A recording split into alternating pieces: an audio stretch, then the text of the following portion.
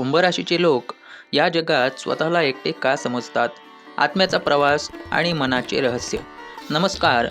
कधी असा विचार केला आहे का की तुमच्या आजूबाजूला खूप लोक असतात, सगळे तुमचे कौतुक करत असतात, तुमचा सल्ला घेण्यासाठी धडपडत असतात, पण जेव्हा तुम्हाला कोणाच्या तरी आधाराची गरज असते तेव्हा मात्र तुम्ही स्वतःला पूर्णपणे एकटे पाहता.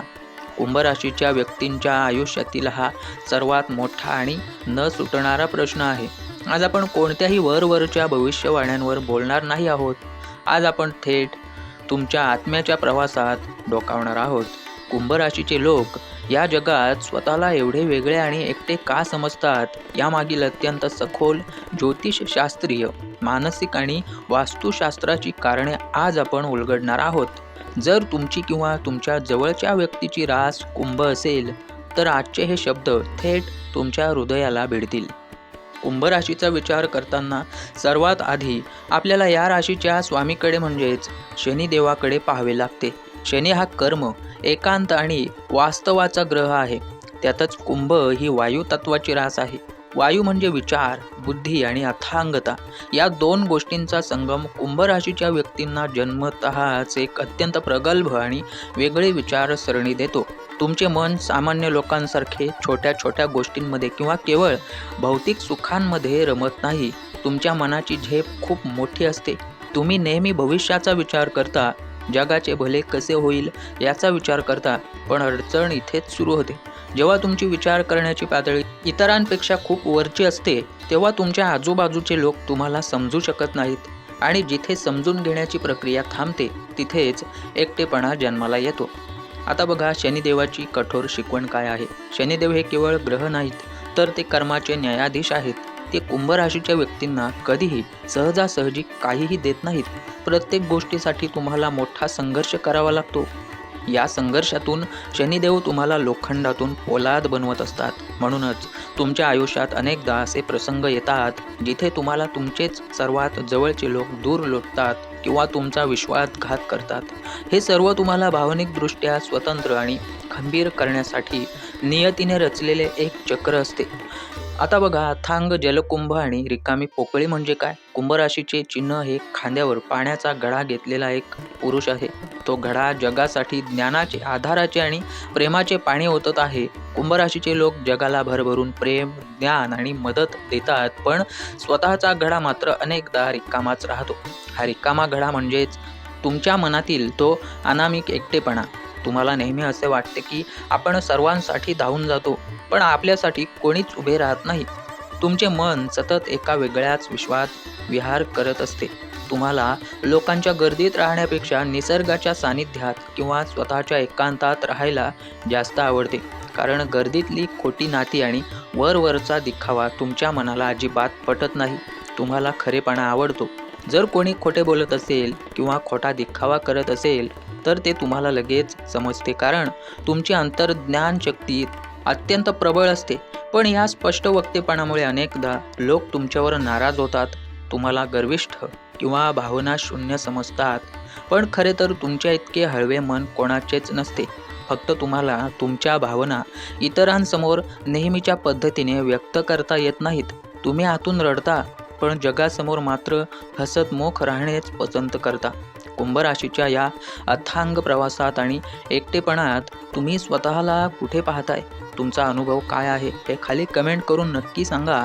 जर तुम्हाला हा विषय मनापासून पटत असेल तर अशाच सखोल आध्यात्मिक माहितीसाठी आपल्या या कुटुंबाचा भाग नक्की व्हा.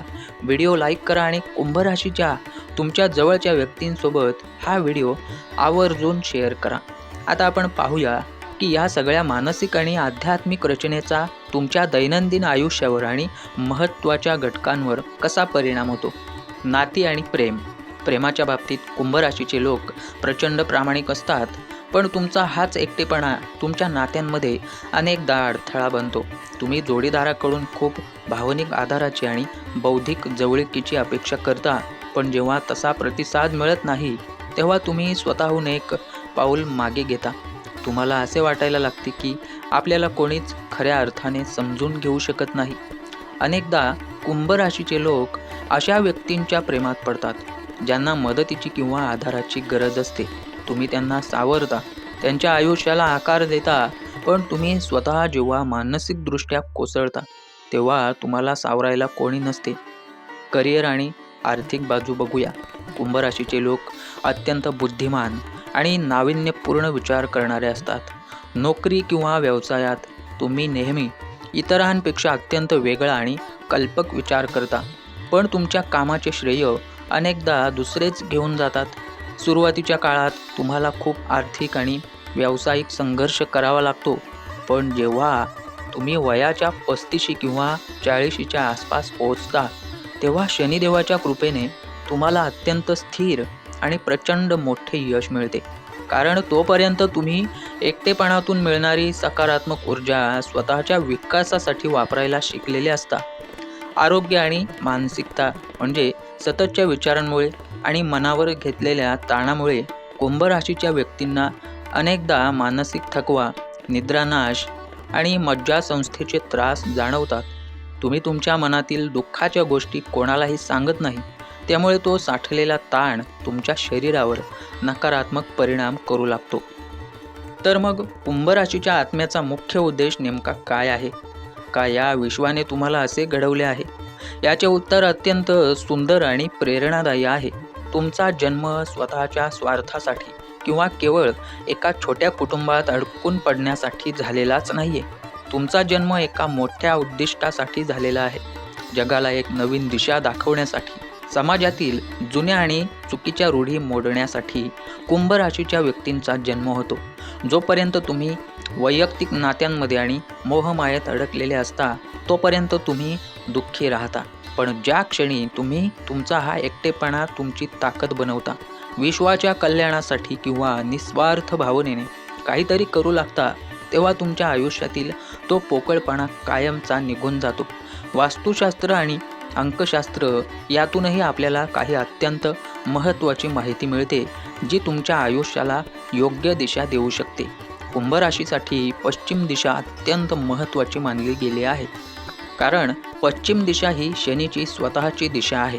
तुमच्या घरातील पश्चिम दिशा जर दूषित असेल, तिथे खूप अडगळ असेल, कचरा असेल किंवा ती दिशा वास्तुशास्त्रानुसार कापलेली असेल, तर तुमच्या आयुष्यातील नैराश्य आणि एकटेपणा अधिक तीव्र होतो.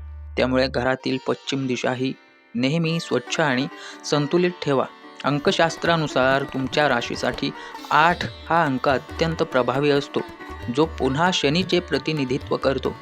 8 अंक हा भौतिक जग आणि आध्यात्मिक जग यांचा अचूक समतोल दर्शवतो. तुम्हालाही तुमच्या आयुष्यात हाच समतोल साधायचा आहे. आता यावर काही अत्यंत प्रभावी आणि व्यावहारिक उपाय पाहूया, जे तुम्हाला या मानसिक कोंडीतून बाहेर काढतील आणि एका नवीन ऊर्जेची जाणीव करून देतील. स्वतःचा स्वीकार करा. सर्वात पहिली आणि महत्त्वाची गोष्ट म्हणजे तुम्ही जसे आहात तसे स्वतःला स्वीकारायला शिका. तुम्हाला इतरांसारखे होण्यासाठी स्वतःला बदलण्याची अजिबात गरज नाही. तुमचा एकटेपणा ही कोणतीही शिक्षा नसून ती तुम्हाला मिळालेली एक आध्यात्मिक देणगी आहे. या एकांतात स्वतःची खरी ओळख शोधा.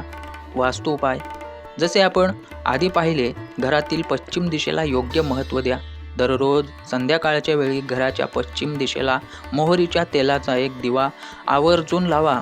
या साध्या उपायामुळे मनातील नैराश्य दूर होण्यास मदत होते आणि एक अत्यंत शांत सकारात्मक ऊर्जा घरात प्रवेश करते. निसर्गाशी जवळीक.